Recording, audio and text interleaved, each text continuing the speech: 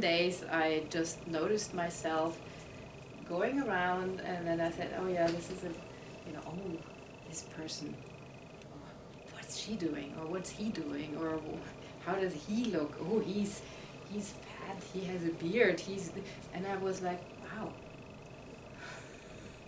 that's amazing. This judging, and it's we are so trained to judge everything. This is how also we put ourselves above others, which is not really necessary.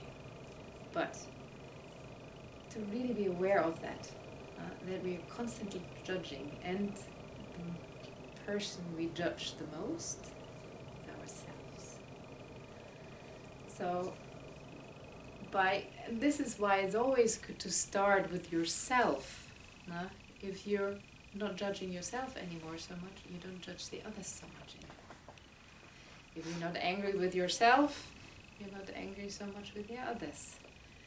So this is why we always should start here, to surrender, to let go, to be aware, to really to be the observer. And it's quite challenging, not to judge. So I was quite shocked, I have to say, when I started with this exercise for myself, and I said, "Oof, okay, there's quite a way to go to not judge anymore." But out of my own experience, I'm not saying that I'm not judging at all, but I notice it much, much more than before. I'm totally aware if I really judge, or if I'm just saying because well that's quite a heavy person, and then, but it's not a judging anymore. So this also changes. So you can still do things you did before, but try the flavor, just feel into it. It's changing. So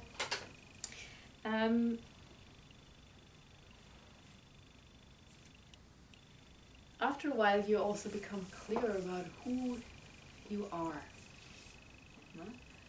So this is, I said, you have to start with yourself. In the beginning, I really didn't know who I am.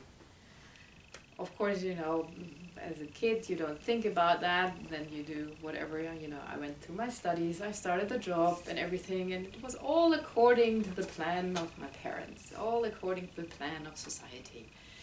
I was a very good girl. I did everything everybody expected from me, but I was so unhappy. I was so unhappy. And then I asked myself, who am I really? Am I that person I think I am? So you become aware of your patterns, you become aware of the veils, you become aware of everything that is actually not you. And then awareness is the first step to really be able to work and to let go and to surrender. And then step by step, you take one veil after another of you and become more your true self. And you also are more aware of what is real and what is an illusion. I mean, we have so many ideas. We read something in a paper, we hear something on the internet, or we read on the internet nowadays, with social media. And all of you, it's spreading like fire, and we have this idea whatever is written is kind of a given, is true. Instead of being with an open mind and see, is this real, or is this just an illusion? What is it that really matters? So, and all of you, you're here, you have this yearning, you want to get to the core, you want to go back to where we all come from. We're coming all from the same source, and when we get there, then suddenly, we don't make differences anymore. We are more accepting what is, because everything is kind of it's not real. Everything is an illusion. I mean, we have the history, and as all of us, we know that history is written by the, how do you say, by the winners, by the one who win, the victors. But it might not have been like this. And there's so many cases where nowadays we know that it actually happened in a totally different way. But this is what we learn. It's written in a history book, or it's written, of course, now in Wikipedia and internet, and is this reality? And the more we do the practice, the more we go to the core, the more we focus on the breath, the more we let the silence fill us, the more we understand what is real and what is an illusion.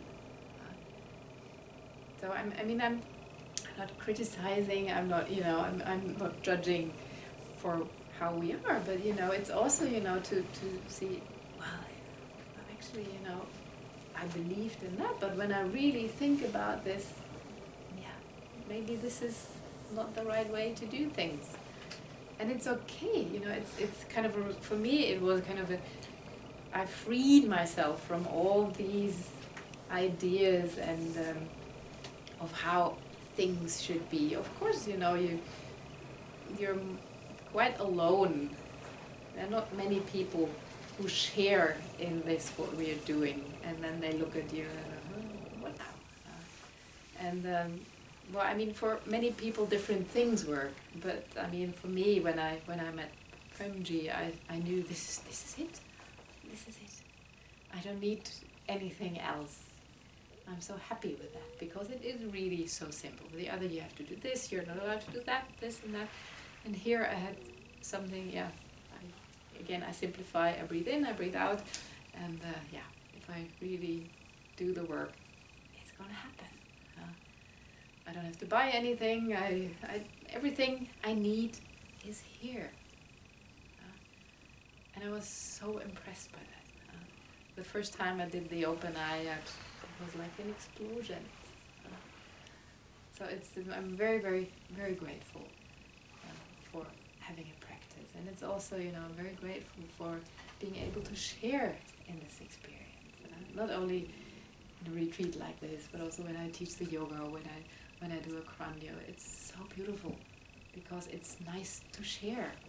What does it do good if I'm alone, No, it's really, to be part in something like this is it's kind of magic, to do this. And to see that others also benefit, like I do.